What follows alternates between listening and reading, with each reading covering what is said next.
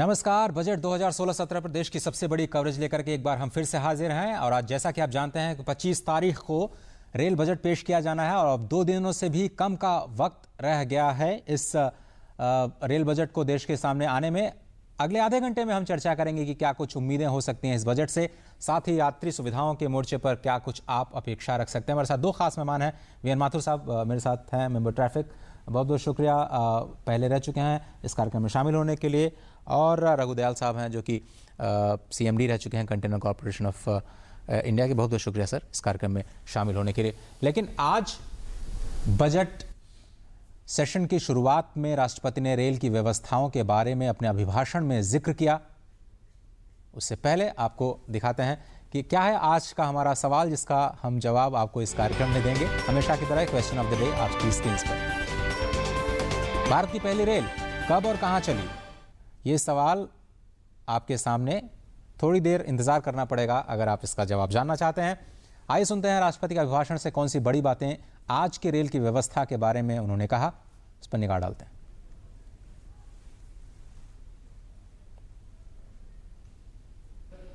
My government has initiated several ambitious measures for improving sanitation standards at the railway stations and trains.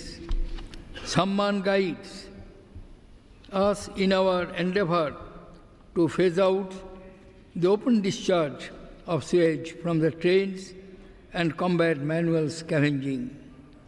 All new coaches are now being filled with bio-toilets. Focus has also been on doubling gauge conversion and capacity enhancement works in railways. Commissioning of broad gauge and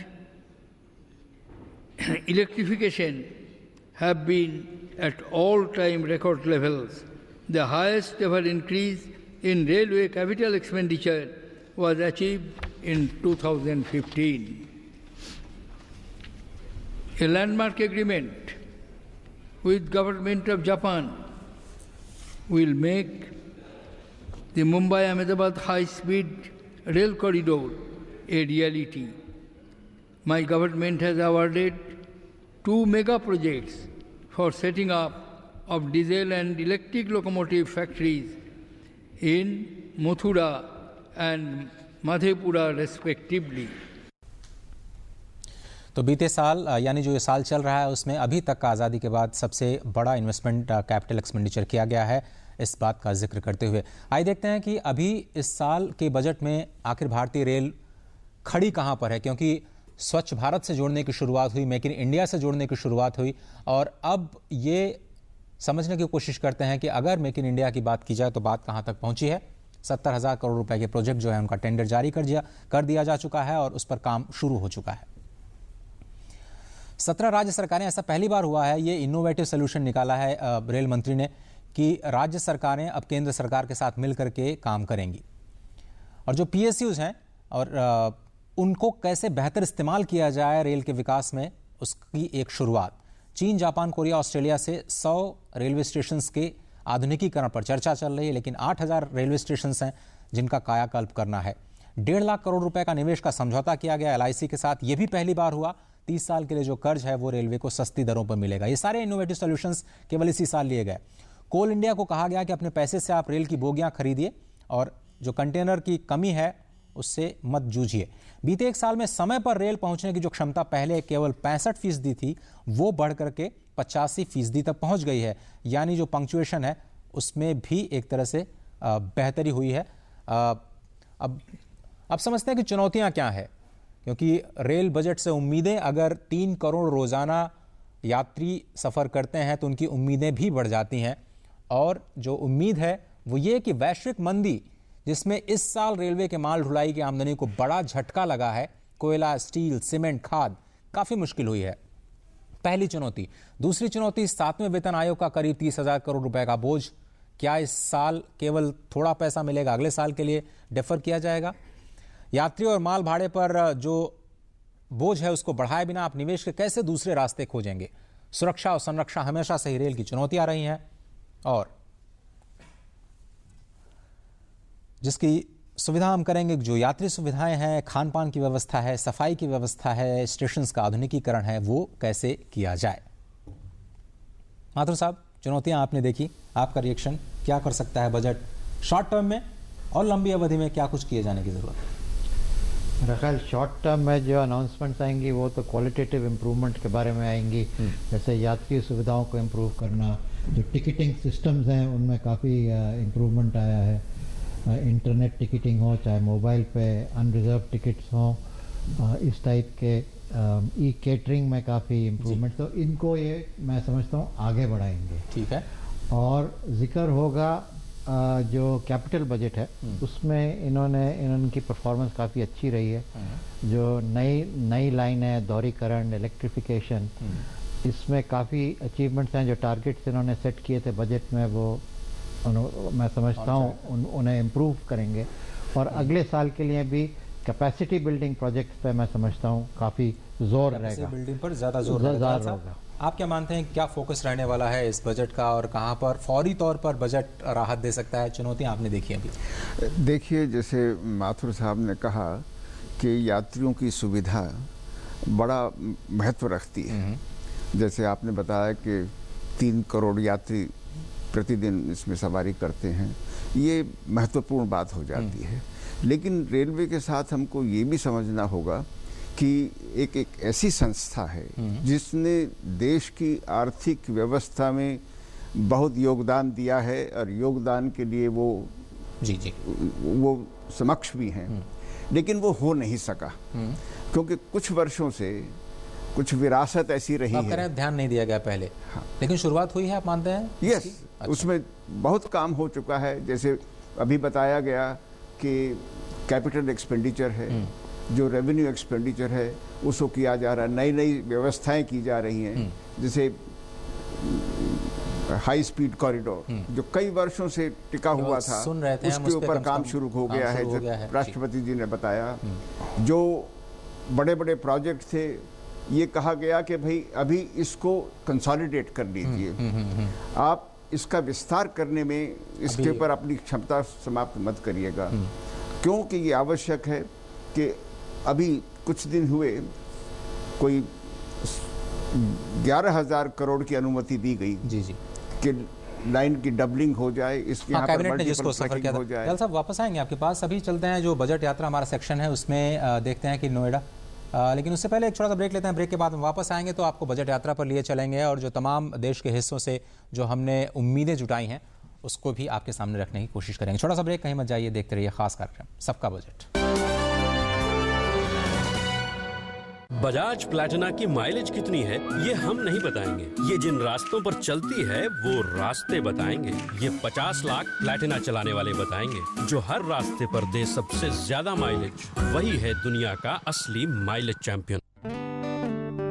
बढ़ो बढ़ो बढ़ो मेरे संग,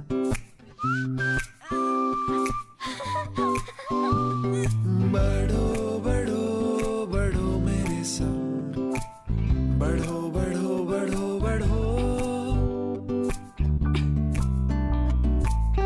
कुछ इसी तरह बच्चों के साथ साथ बढ़ते हैं LIC के चिल्ड्रंस प्लान्स, जो दे आकर्षक भुगतान बच्चों की हर बढ़ती अवस्था में। बढ़ो बढ़ो बढ़ो मेरे संग। ऐसा ट्रैक्टर लेने की सोच रहा हूँ चाचा, जो हो किफायती, भरोसेमंद और दमदार। अरे तो इसमें सोचने की क्या बात है, जॉन डियर ट्रैक्टर ले लो, बेस्ट डिसीजन होगा। John Deere? अरे रघु भैया, ये John Deere tractor. John Deere parts बदलने की जरूरत ही नहीं पड़ती और आसानी से मिल भी जाते हैं। Best decision. जॉन डियर पे लोन तुरंत मिल जाएगा। अरे भाई, ये ट्रैक्टर तो कमाई की फैक्ट्री है, एकदम बेस्ट डिसीजन होगा। जॉन डियर परिवार में आपका स्वागत। Best decision. काका, मैं एक ट्रैक्टर लेने की सोच रहा हूँ। इसमें सोचना क्या है, जॉन डियर बेस्ट डिसीजन होगा। जॉन डियर ट्रैक्टर, आपकी जिंदगी का बेस्ट डिसीजन। मैं अमिताभ बच्चन आज आपके सामने वो कहने जा रहा हूं जो मैंने पहले कभी नहीं कहा। मैं एक रोगी, हेपेटाइटिस बी का रोगी। 1982 में कुली फिल्म की शूटिंग के दौरान मेरे साथ एक दुर्घटना हुई। ऑपरेशन करवाना पड़ा और मेरे शरीर में 60 बोतल खून चढ़ाया गया। खून का कोई एक सैंपल हेपेटाइटिस बी इन्फेक्टेड था जो मेरे लिवर तक पहुंच गया। कई सालों बाद आम जांच के दौरान जब इसका पता चला तो मुझे यह भी पता चला कि मेरा 1/4 लिवर ही बचा हुआ है। लेकिन सही इलाज के बाद आज मैं आपके सामने खड़ा हूं और काम कर रहा हूं। हेपेटाइटिस बी से बचने का पहला उपाय है शिशु के जन्म पर पहला टीका लगवाएं और पहले साल में 3 और नियमित टीके लगवाएं। ये आपका पहला कदम होना चाहिए। मुफ्त टीकाकरण के लिए अपने पास के स्वास्थ्य केंद्र जाएं और पूरी जानकारी लें। देखिए, ये जो हेपेटाइटिस बी है, इससे हम डरेंगे नहीं, लड़ेंगे। किशोर अवस्था हम सब की जिंदगी का बहुत ही अहम पड़ाव होता है, जिसमें हम सब बहुत ही महत्वपूर्ण शारीरिक और मानसिक बदलावों से गुजरते हैं। इस उम्र में खून की कमी यानी अनीमिया काफी आम है, जिसके कारण कमजोरी, चिड़चिड़ापन और थकान जैसी शिकायतें आती हैं। सप्ताह में एक बार IFA की नीली गोली लेना किशोर अवस्था में विकास के लिए सहायक होता है। ये नीली गोली शासकीय शालाओं, आंगनबाड़ी केंद्रों और शासकीय स्वास्थ्य संस्थाओं में निशुल्क मिलती है। मैं आशा करती हूँ कि आप सब किशोर और किशोरियां साप्ताहिक IFA की इस नीली गोली का सेवन जरूर करेंगे।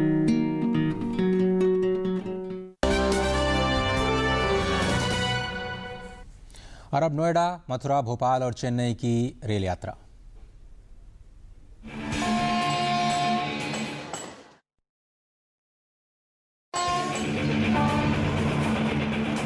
हम खड़े हैं नोएडा में। यहाँ पर ये जो हमारे पीछे IRCTC की सेंट्रल कैंटीन है, यहीं से दुरंतो, राजधानी जैसी ट्रेनों का खाना तैयार होता है। तो आज हमारे पास चेकलिस्ट हमने एक तैयार कर रखी है और हम देखते हैं कि जो यात्रियों को खाना दिया जाता है वो उसकी गुणवत्ता कैसी होती है, उसमें साफ सफाई का कैसे ध्यान दिया जाता है, यानी कि हाइजीन का कैसे ध्यान दिया जाता है। इसके साथ साथ जो सर्विस है वो समय पर उपलब्ध होती है नहीं। तो चलिए चल के अंदर देखते हैं।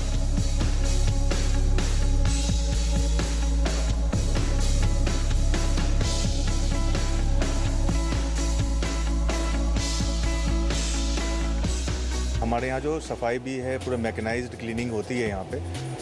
यहाँ पे आपको मैंने ये भी दिखाया कि वेजिटेबल की कैसे क्लीनिंग होती है, कैसे हम सैनिटाइज करते हैं वेजिटेबल को, उसके बाद हम कैसे कटिंग करते हैं वो भी हमने दिखाया। उसके बाद फिर हमने दिखाया कि आपको कैसे कुकिंग होता है। तो आपने इंटायर प्रोसेस में देखा होगा कि मैन हैंडलिंग बहुत कम है, मशीनों के द्वारा हम ज़्यादा यूज़ कर रहे हैं। और बहुत ही जो भी स्टाफ हैं जब हमारे यहाँ आते हैं काम करने के लिए, उनके लिए वो पहले सबसे पहले अपने आप को सैनिटाइज करते हैं। हर सेक्शन में हमारे पास सैनिटाइज़र होता है, वो पहले सैनिटाइज़ करते तभी इसके अंदर आ सकते हैं। जब वो बाहर जाएंगे अपने सेक्शन से और फिर वापस आएंगे तब उन्हें फिर से सैनिटाइज़ करना पड़ता है।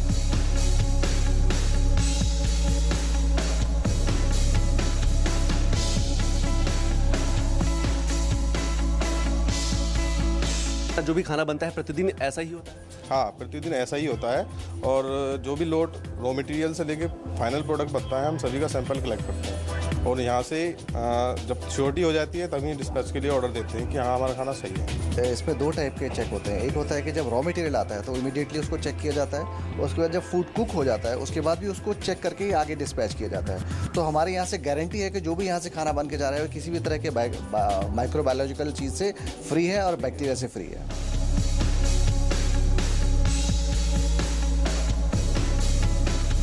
कौन सा पानी यूज़ करते हैं, क्योंकि पानी भी एक अच्छा, एक शुद्ध पानी होना बहुत ज़रूरी है। हम यहाँ पे इंटायर कुकिंग जो है हम RO वाटर से करते हैं। तो RO वाटर से करते हैं, हमारा खुद का RO का प्लांट है। तो हम पूरी कुकिंग हम RO वाटर से करते हैं। इससे कुकिंग में 2 चीज़ें बहुत अच्छा होता है। एक तो कंसिस्टेंसी बहुत अच्छी होती है खाने की, अगर दाल को अगर पकाना है तो दाल की कंसिस्टेंसी बहुत अच्छी होती है और टेस्ट भी अच्छा होता है और खाना बहुत सेफ भी होता है।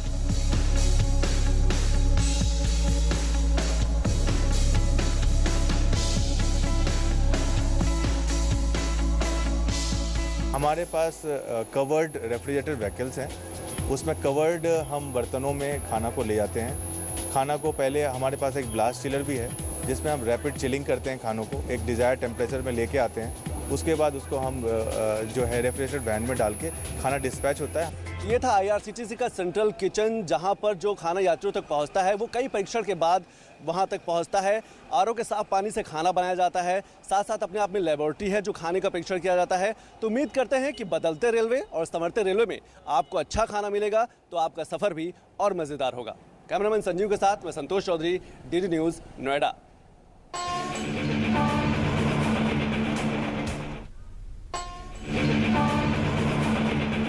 मथुरा यानी कृष्ण की नगरी, कृष्ण की लीला की नगरी, और कृष्ण की इस लीला को देखने के लिए बड़ी संख्या में जो श्रद्धालु हैं वो मथुरा पहुंचते हैं। करीब 86 जो ट्रेनें हैं सुपरफास्ट, एक्सप्रेस और पैसेंजर मिलाकर मथुरा स्टेशन पर रुकती हैं, और एक आकलन के अनुसार करीब 50,000 की संख्या में जो श्रद्धालु हैं प्रतिदिन मथुरा रेलवे स्टेशन पर पहुंचते हैं, और 22,000 के करीब जो लोग हैं वो यहाँ से टिकट लेते हैं। आप यहाँ पर पहुँचे हैं, आपको रेलवे स्टेशन पर क्या लग रहा है? साफ़ सुथरा दिखाई दे रहा है या कुछ और चीज़ आपको लग रहा है कि यहाँ होनी चाहिए जो दूसरे रेलवे स्टेशन होते हैं? एक तो मेन क्लीनलीनेस नहीं है, अस्वच्छता बहुत है स्टेशन पे, और दूसरी इधर उधर बंदर घूम रहे, कहीं कुत्ते घूम रहे, कहीं गाय घूम रहे, वो सब अवॉइड होना चाहिए। वेटिंग रूम चाहिए, फर्स्ट क्लास के लोगों के लिए अलग वेटिंग रूम चाहिए, सेकंड क्लास लोगों के लिए अलग वेटिंग रूम चाहिए, वॉशरूम साफ़ सुथरे होने चाहिए। आपको लगता है कि अगर किराए में भी वृद्धि होती है तो ये ज़रूरत की चीज़ें इनमें इजाफा होना चाहिए? जैसे अगर आप रेट बढ़ा रहे हो तो उसके हिसाब से फैसिलिटी भी देनी चाहिए।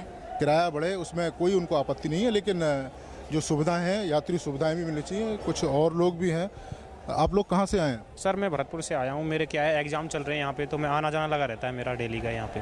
तो आपको क्या लग रहा है यहाँ किस किस चीज़ की आपको कमी दिखाई दे रही है, या कौन कौन सी चीज़ बढ़िया है यहाँ पे? सर मेरे को पहले के बजाय वैसे कमी दिख रही है, क्योंकि बैठने के लिए देखो चेयर बिल्कुल है नहीं, पीने के लिए पानी बस इसी नंबर पे आता है, प्लेटफार्म नंबर 1 पे ही, और कहीं पानी की सुविधा बहुत कम है। जो गुटके वाले हैं वो भी यहीं गुटके बेच रहे हैं, तो खा के लोग यहीं इसको गंदा कर रहे हैं। तो बहुत खामियाँ हैं, ये पूरी हो जाएंगी तो फिर, और जैसे रेलवे का किराया बढ़ रहा है तो उसके साथ हमारी जो सुविधाएं वो बढ़ नहीं पा रही हैं सर, कम से कम वो तो होना चाहिए ना। पैसेंजरों के लिए डिब्बे और वो ये सब डिब्बे बढ़ने, जो भी एक्सप्रेस गाड़ियाँ उनमें पैसेंजर डिब्बे बढ़ाए जाएँ, एक दो डिब्बे बढ़ाए जाएँ। जो सुझाव मथुरा के लोगों ने रेल बजट को लेकर दिए हैं वो जो आगामी जो रेल बजट है उसमें ये सारी चीज़ें दिखाई देंगी, और जो लोग हैं, जो जनता है, जो पैसेंजर है, जो आम पैसेंजर हैं, उनकी जो उम्मीद है उस पर रेल मंत्री ज़रूर खरा उतरेंगे। कैमरामैन साहू के साथ नीरज सिंह, डीडी न्यूज़, मथुरा।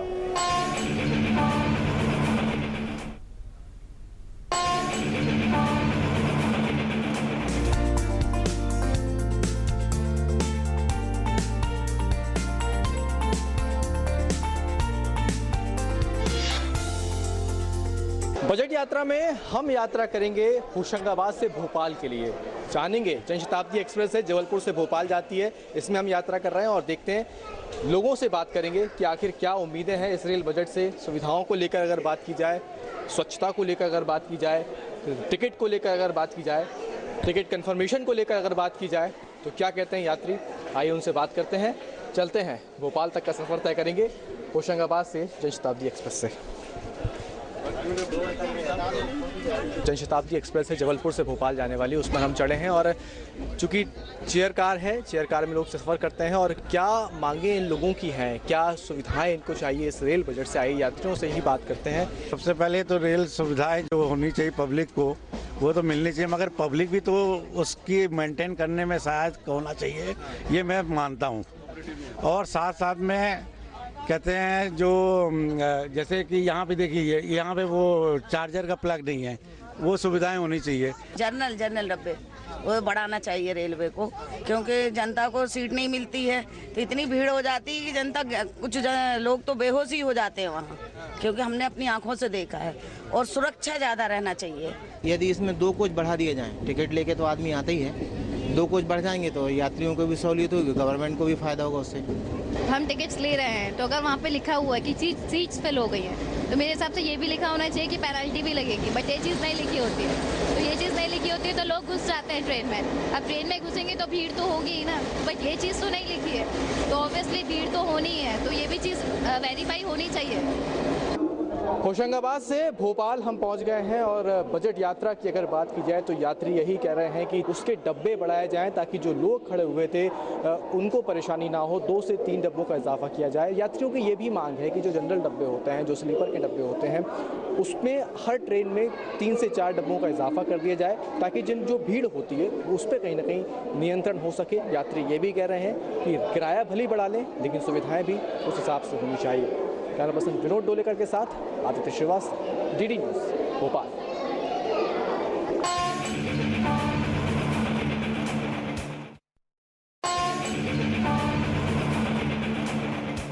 चेन्नई के कोच कारखाने में बोगी का फ्रेम असेंबली लाइन पर बने इस रोबोट के द्वारा होता है। रोबोट बारीक तकनीकी खामियों की भी सही पड़ताल करते हैं और ये सुनिश्चित करते हैं कि जब आप यात्रा कर रहे हो तो ये सुकून भरा हो और सुरक्षित हो। यहाँ एक रोबोट नए कोचों की छतों को ठीक करने के लिए काम कर रहा है और ये नए स्टेनलेस स्टील के कोच हल्के वजन के हैं और LHB डिजाइन के साथ तैयार किए गए हैं। ये ट्रेनों को 200 किलोमीटर प्रति घंटे तक की रफ्तार दे सकते हैं। मौजूदा कोचों के साथ ट्रेनों की गति 130 किलोमीटर प्रति घंटे तक की ही है। पिछले बजट में 345 करोड़ रुपए की लागत से ICF स्टेनलेस स्टील डब्बों का निर्माण करने के लिए एक परियोजना मंजूर हुई थी। अब ICF ने सभी ट्रेनों में स्टेनलेस स्टील के डिब्बों पर काम पूरा करने में तेजी लाने के लिए बजट 2016 में 330 करोड़ रुपए का प्रस्ताव भेजा है। डिमांड को देखते हुए ये डिपेंड करता है कि कितना प्रोडक्शन प्रोग्राम हमारे पास आता है, कितना रेलवे मिनिस्ट्री हमको कहती है कोच बनाने के लिए। जो हमें कहती है हम बनाने को तैयार हैं और जैसे मैंने बताया है कि हम कैपेसिटी से भी ज़्यादा बनाने के लिए मैं धन्यवाद देना चाहूँगा हमारे ICF के वर्कर्स का और पूरे टीम का कि उन्होंने ये चैलेंज स्वीकार किया कि हम 2000 कोच इस वर्ष बनाएं। ICF के नए कोच पारंपरिक कोचों की तुलना में अधिक सुरक्षित और सुविधाजनक हैं। इनमें एंटी कॉलिजन सिस्टम लगा हुआ है। इन डब्बों में बाहरी शोर को कम करने के लिए भी इंतजाम किए गए हैं। इन कोचों में ज्यादा यात्रियों को ढोने की क्षमता है और इसमें बायो टॉयलेट लगाए गए हैं जो पटरियों को साफ रखते हैं। तो लाइट होने से इसमें एनर्जी कंजम्पशन, फ्यूल कंजम्पशन कम होता है। दूसरा ये लंबी भी है, करीब 2 मीटर लंबी है कन्वेंशनल कोचेस से, तो इसमें कैपेसिटी भी बैठने की ज़्यादा है।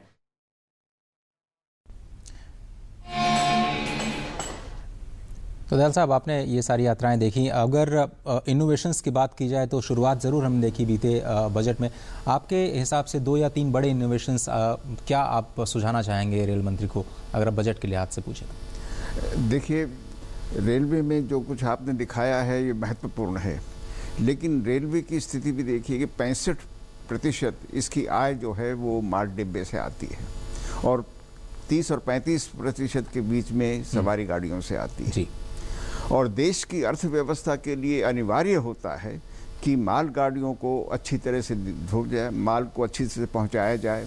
और अभी रेलवे का जो तो आपका फ्रेट ट्रैफिक पे ज़्यादा ध्यान देना होगा। दूसरा सोल्यूशन बहुत बहुत आवश्यक है क्योंकि वक्त कम है, इसलिए मैं आपसे कह रहा हूँ। अच्छा, तो दूसरी बात यह है कि कैपेसिटी बढ़ाना सबसे बड़ा काम है, क्योंकि रेलवे जो है उसमें इन्वेस्टमेंट पूरा नहीं हो सका। अब मंत्री जी ने भी कहा कि 8.5 लाख करोड़ रुपया 5 वर्ष में इसके लिए किसी तरह से प्राप्त करना आवश्यक है, लेकिन कहाँ से आएगा? वो इनोवेटिव सॉल्यूशंस जो हैं वो देखने होंगे। छोटा सा ब्रेक लेते हैं, ब्रेक के बाद आएंगे तो माथुर साहब से भी उन्हीं इनोवेटिव सॉल्यूशंस की मांग करेंगे जो वो देखना चाहते हैं इसके बजट में। आप देखते रहिए ये खास कार्यक्रम। एक important message, set top box लगवाने की आखिरी तारीख निकल चुकी है। तो अब क्रिकेट कभी भी बंद हो सकता है। अब ये भी बता दे सेट टॉप बॉक्स कौन सा लगाना है? सिंपल है, सेट टॉप बॉक्स मतलब डिश टीवी, क्योंकि डिश टीवी ही 10 करोड़ लोगों की पसंद है। डिश टीवी के साथ अपना मनोरंजन खुद चुनिए। पैक सिर्फ 99 रुपए से शुरू। सेट टॉप बॉक्स मतलब डिश टीवी। मैं अमिताभ बच्चन आज आपके सामने वो कहने जा रहा हूं जो मैंने पहले कभी नहीं कहा। मैं एक रोगी, हेपेटाइटिस बी का रोगी। 1982 में कुली फिल्म की शूटिंग के दौरान मेरे साथ एक दुर्घटना हुई। ऑपरेशन करवाना पड़ा और मेरे शरीर में 60 बोतल खून चढ़ाया गया। खून का कोई एक सैंपल हेपेटाइटिस बी इन्फेक्टेड था जो मेरे लिवर तक पहुंच गया। कई सालों बाद आम जांच के दौरान जब इसका पता चला तो मुझे यह भी पता चला कि मेरा 1/4 लिवर ही बचा हुआ है। लेकिन सही इलाज के बाद आज मैं आपके सामने खड़ा हूं और काम कर रहा हूं। हेपेटाइटिस बी से बचने का पहला उपाय है शिशु के जन्म पर पहला टीका लगवाएं और पहले साल में 3 और नियमित टीके लगवाएं। ये आपका पहला कदम होना चाहिए। मुफ्त टीकाकरण के लिए अपने पास के स्वास्थ्य केंद्र जाएं और पूरी जानकारी लें। देखिए, ये जो हेपेटाइटिस बी है इससे हम डरेंगे नहीं, लड़ेंगे। अस्पताल में गंदगी हो सकती है, कुछ छूना मत और बीमार पड़ जाओगी। अरे दीदी, अब सब बदल रहा है। इतनी साफ सफाई? जी, हम सब ने मेहनत की है ताकि आपके इलाज में कोई कमी ना आए। बदल रहा है, बदल रहे हैं। स्वास्थ्य केंद्र अब स्वच्छ हो रहे हैं और ये आपके ब्लॉक में भी संभव है। बस पहल करनी पड़ेगी हमको और आपको भी। स्वच्छता का संकल्प करें, स्वास्थ्य केंद्र का कायाकल्प। नमस्कार।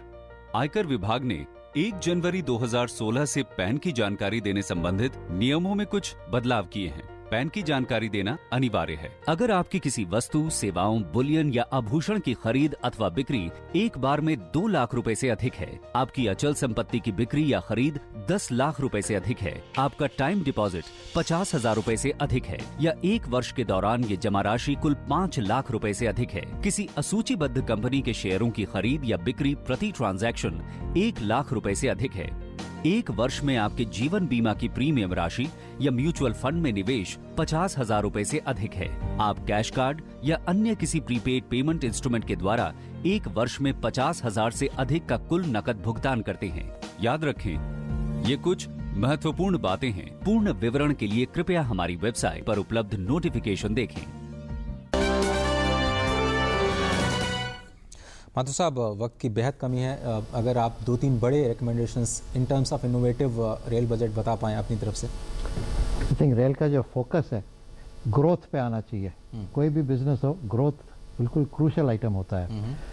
इस 2015-16 में जो इकोनॉमी, जो रेलवे ग्रोथ है तकरीबन स्टैग्नेंट रही है। फ्रेट ट्रैफिक सिर्फ एक दशमलव बढ़ा है और पैसेंजर में नेगेटिव ग्रोथ हुई है। बहुत चैलेंजिंग। तो रेलवेज को पैसेंजर ट्रैफिक और फ्रेट ट्रैफिक पे फोकस करना है ताकि ग्रोथ बढ़े। कैपेसिटी बिल्डिंग बहुत ज़रूरी है और रेलवेज को लिमिटेड एरियाज में फोकस करना चाहिए। ये हाँ ज़रूरी है कि जो पैसेंजर अम्यूनिटीज़ को इम्प्रूव करना वो तो जाहिर है, कहना एफिशिएंट होना होगा।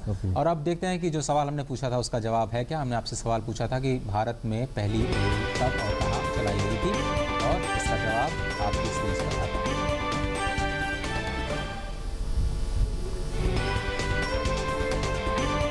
16 अप्रैल 1853 मुंबई से थाने तक।